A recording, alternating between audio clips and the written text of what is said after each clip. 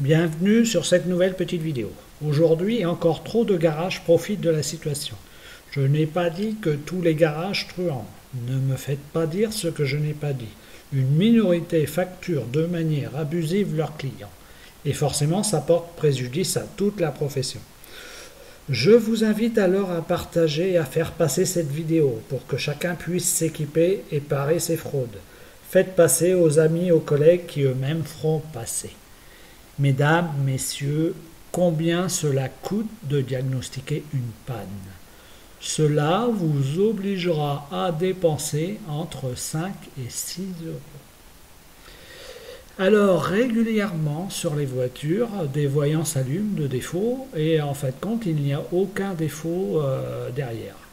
Ce sont des problèmes de CEM, compatibilité électromagnétique.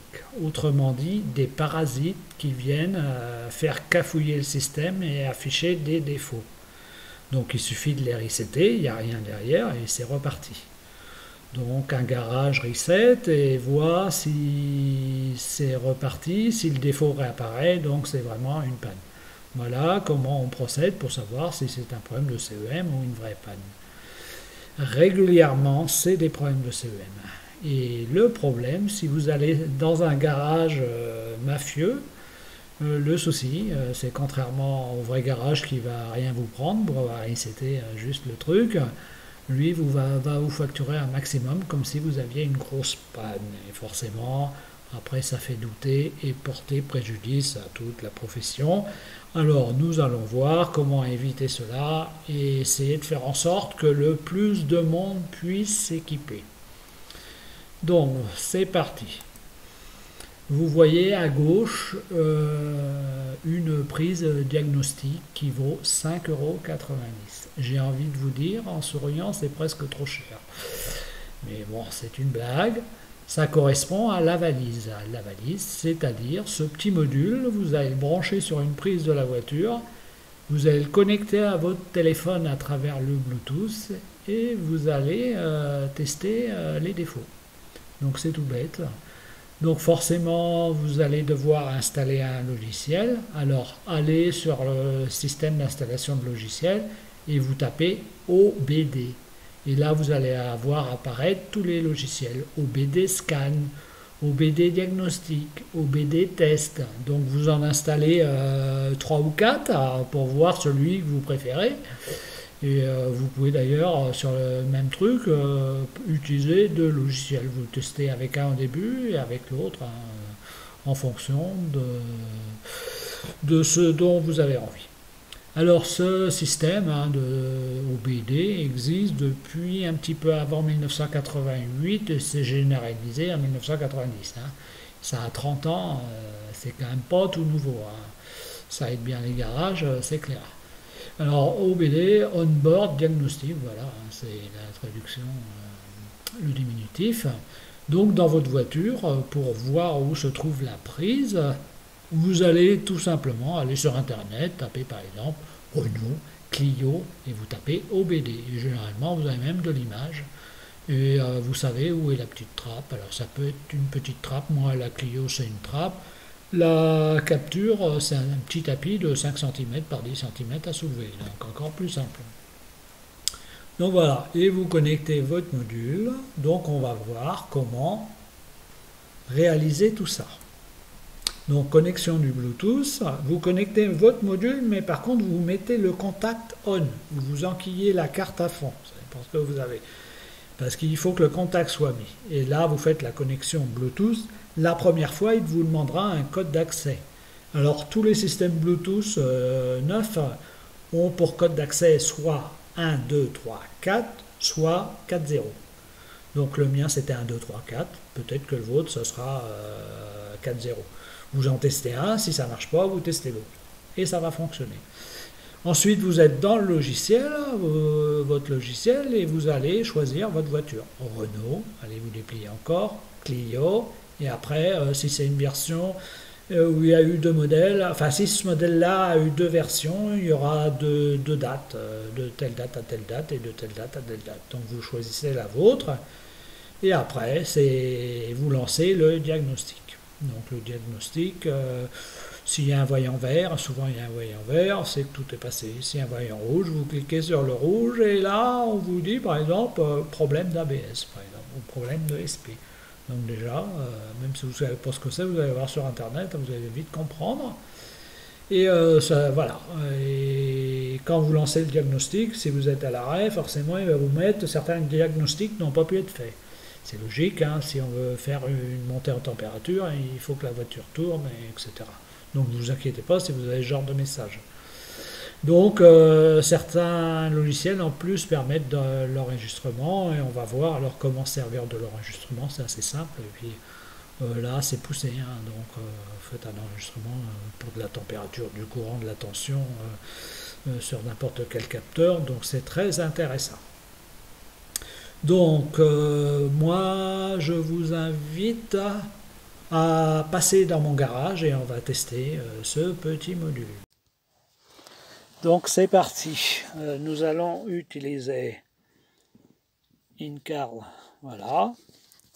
Alors moi ce n'est pas la première connexion, donc on ne va pas me demander le code Bluetooth, mais n'oubliez pas d'aller valider votre Bluetooth ici.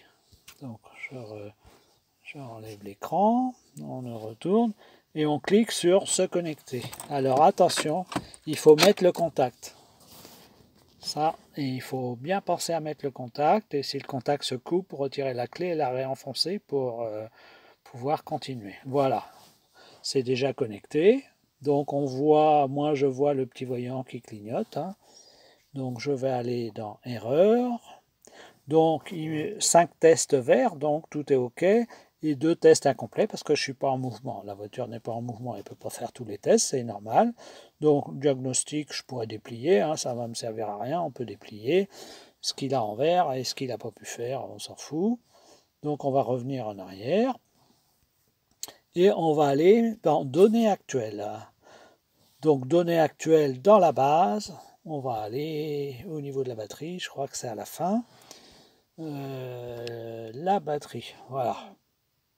Donc normalement, la batterie, ça doit fonctionner. Voilà, la batterie s'enregistre, c'est normal. Hein, qu'on soit on ou off la batterie. Donc la batterie est grosso modo à 12 volts, hein, elle a 12 piles. Donc comme je vous l'ai dit, je vais démarrer et l'on va voir la batterie baisser et remonter gentiment. Donc la batterie baisse, parce qu'on lui a demandé un fort ampérage, hein, peut-être 80 ampères, donc elle baisse et elle remonte gentiment. Et si l'alternateur fonctionne, on va dépasser les fameux 12 volts pour aller vers 14 volts. Donc ça y est, on est rendu à 14,5, c'est pas mal.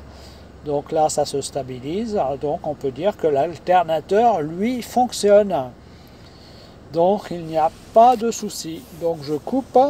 Si je coupe, évitez de manger trop de gaz, je suis à l'intérieur du garage. Ça redescend à 12 volts, hein, attention batterie, normale. Donc si vous avez comme moi quelque chose qui monte à 14 volts et qui maintient son 14, ça veut dire que votre alternateur fonctionne correctement. Donc ça veut dire aussi que si vous avez un souci, c'est la batterie. Voilà, donc vous changez la batterie. Ça veut dire que la batterie ne tient plus la charge.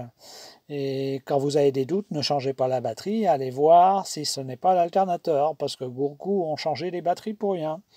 Donc voilà l'exemple d'utilisation toute simple. Donc on peut en voir d'autres, il y a tous les capteurs. Hein. On va pas.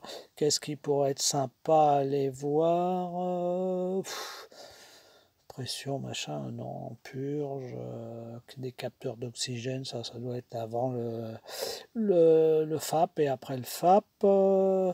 Donc pression, carburant, on n'est pas en mouvement, aucun intérêt. Non, je vois pas. Pourtant, il doit bien y avoir la température. Alors, capteur d'oxygène, hein. Distance, purge, distance. Est-ce qu'il y a la température du moteur?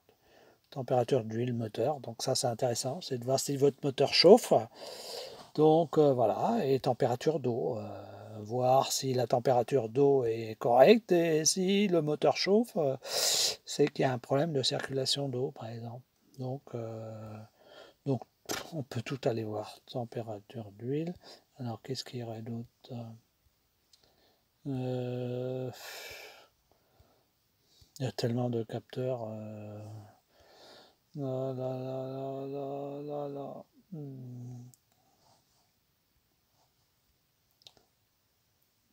Température, moteur, capteur d'oxygène, température d'air d'admission, vitesse du véhicule.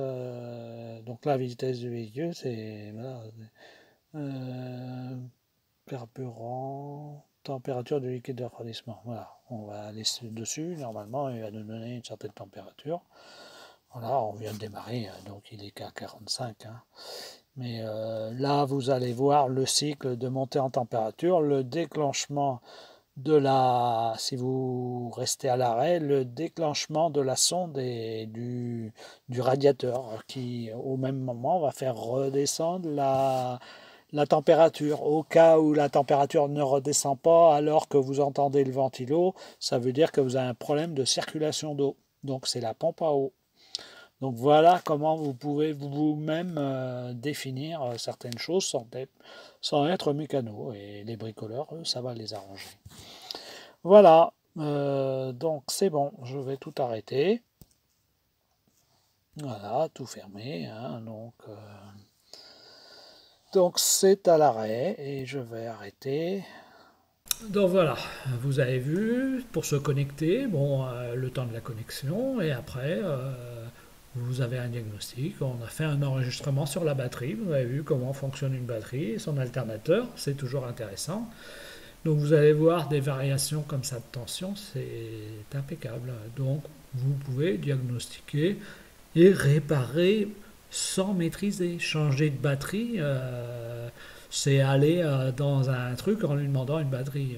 Donc là, si vous ne le faites pas vous-même, vous aurez au moins l'avantage de ne pas passer par le garage qui va vous en mettre un peu plus parce que lui, il faut qu'il gagne sa vie aussi, c'est normal.